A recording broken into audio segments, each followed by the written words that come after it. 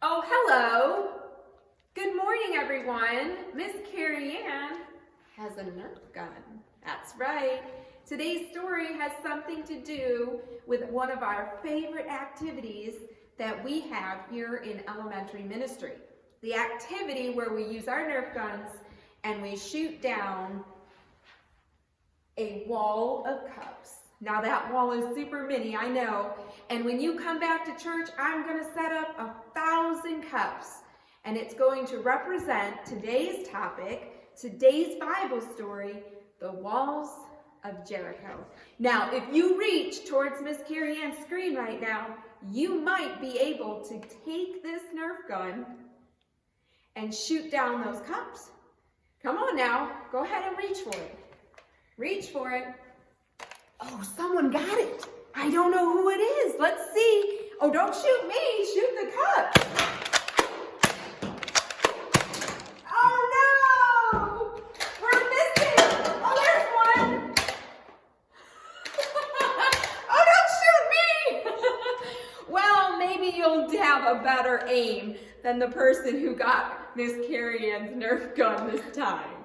Okay, so what we're going to do is we're going to continue with our Bible study.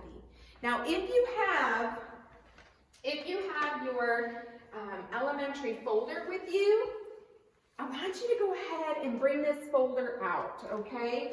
Because in this folder, you have a variety of things to look at. So you have your Conquest of Jericho Big Picture Question and Christ Connection page. You have your worksheets to do. There's 2 of them, front and back. And you have our 6-week study of Joshua, week number 2, checklist. And on the second page, you have your family challenges. Now, I know the family challenge is going to be not as exciting as coming to church with your Nerf gun and shooting down a wall, but we can prepare for the day that you will come back. And Miss Carrie Ann has provided an opportunity for you to make your very own trumpet. I wonder why we need a trumpet to bring down the walls of Jericho. So go ahead and decorate your trumpet, construct your trumpet, and put it aside somewhere. Put it aside until we meet again. And when we do, I promise to have that wall built for you, and we're going to have a whole lot of fun. Okay? So do that for Miss Carrie Ann. As you can see, we are actually upstairs in our new room. And this is just one part of the progress we're making for our new room for when you come back to visit us. Super excited for that too. So I'm going to go ahead and open our book here. Last week, we saw how God saved and sustained his people. God used Joshua to lead the Israelites across what river? The Jordan River. Did they get wet, or was it on dry land? It was on dry land. The Jordan River wasn't the only thing that kept the people from taking the land. They traveled into the land toward a city, and a big wall stood in the way. And that brings us to today's Bible story, the conquest of Jericho.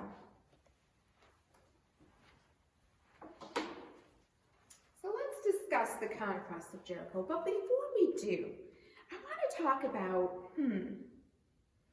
So in our key passage, Joshua said the Israelites must choose to worship the idol of the land or worship Yahweh, the one true God. And that seems like a really easy choice, doesn't it? Maybe not for some. What had God done to help the Israelites so far? Think about all that he's done so far. He delivered his people from Egypt. He protected them from the wilderness and promised to lead them safely into battle against the people in the promised land.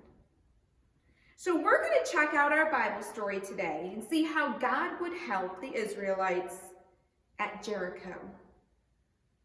Who fought the Battle of Jericho? That is our big picture question for today's story. Who fought the Battle of Jericho? Might not be as easy of an answer as you think. So the Israelites camped near Jericho, the first city that they needed to defeat in the promised land. What did Joshua do? You're right. He sent spies into Jericho to check it out first. Do you know how many spies? 2. Jericho was a well-fortified city. It was strong, with thick walls that seemed impossible to get through. While they were checking out the city, they stayed at a house owned by a woman. Do you know her name? Rahab. When the king heard that Israelite spies were in the city, he tracked them to her house. What do you think Rahab did? She had a choice. She could give the spies to the king and continue to worship idols of the land, or she could worship Yahweh, our one true God. So she hid the spies from the king. And this is where the story gets really interesting. What did Rahab tell the spies?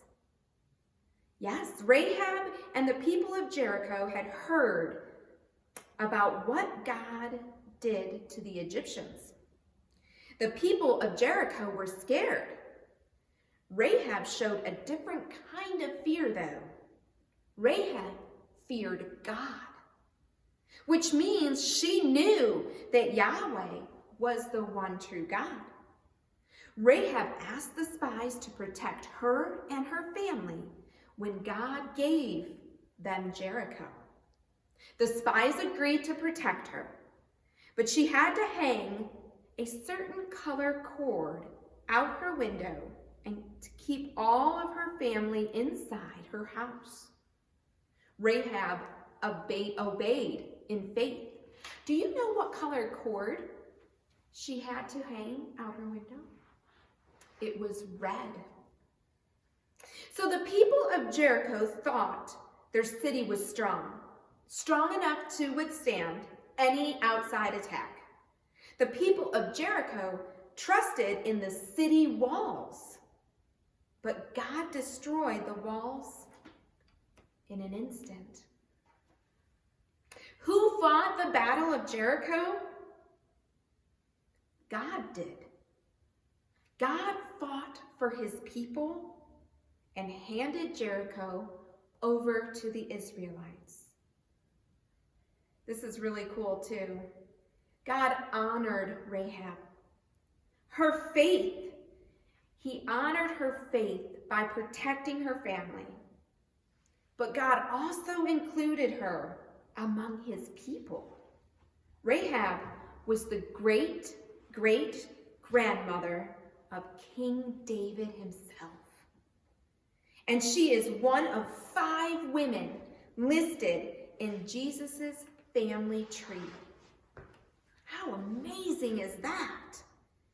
How wonderful that a person, their life can change by following God, by choosing Christ over false gods and idols. And not only did her life change, but the lives of people after her in her family. It just takes that one person and that one choice. That is to accept Christ into your heart and to obey in faith. Such an amazing story. Rahab, see, she wanted to be on God's side during this battle. She knew. The people of Jericho worshiped false gods, and God was bringing his judgment against them. The Lord's reputation went ahead of the Israelites, creating fear in the people of Jericho. God was in control. He told Joshua that the battle would be just fine. The battle of Jericho was fought by faith. Faith in God. The Israelites did not focus on what was going on inside the city of Jericho.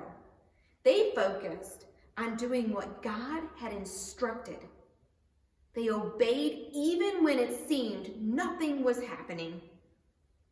See, God had them do something that didn't make a lot of sense to the Israelites. He wanted them to take the Ark of the Covenant and march around the city in silence day one time around. And then do it again, day 2, in silence, one time around. They did that for 6 days. And then on the 7th day, they were to march around the city 7 times. And then use their trumpets and shout that God has given us the city. And then the walls just came crumbling down. They had to obey God. So the Lord was near in every way. God fought for his people and handed Jericho over to the Israelites. He caused the walls of Jericho to collapse so that the Israelites were able to walk into Jericho and conquer the city. God ordered the Israelites to destroy the city. Only a few types of items like silver and gold were to be saved, and those items were for the treasury of the Lord. All other items were to be completely destroyed. The Israelites were not to keep anything from Jericho for themselves. Keep that in mind for maybe next week. Why do you think God didn't want the Israelites to take anything from Jericho? God promised to provide for the Israelites. He would give them everything they needed. If they took from Jericho, that would mean they didn't have faith in what God said and promised. The Israelites needed to trust God and obey his commands. Now, God also promises to provide for his people today, me and you. Matthew 6:33 tells Christians to focus on God and his righteousness. To be righteous is to do what is right. God is perfectly righteous. He always does what is right.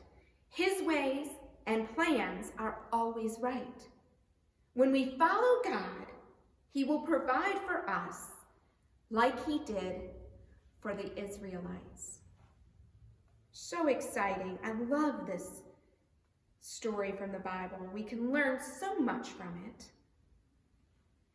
Miss Carrie Ann does miss playing my little Did You Listen games by asking questions and have you answer them. Maybe I'll just ask you a couple questions real quick. So let's see. How many people did the spies say Joshua should send to Ai? Do you know that answer? You need to start looking up Joshua 7 and see if you can come up with, is it 1,000? Is it 2,000? Or is it 5,000? See if you can come up with that answer. Now, we are going to see you soon, hopefully. Next week, I will visit you again. I hope you are studying with your family at home. I pray for you. I pray for your families and their safety and their health. And I miss you. Thank you to all of you who put your part of our memory verse and your stone painted in our special memorial. It's really building nicely. If you haven't done so, get it done today if you can, okay? All right, we'll see you soon. Bye for now.